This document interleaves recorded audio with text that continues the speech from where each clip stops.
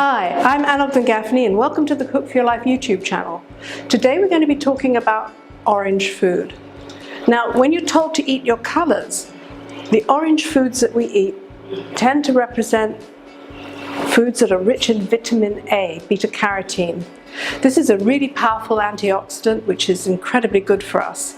I mean, they say, eat carrots for your eyes. Well, this is the more orange foods you can eat, the better off that you're going to be.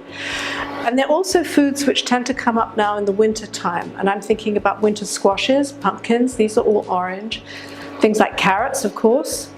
And even rutabaga, which although a lot of people don't like that flavor, I personally think it's a really great vegetable.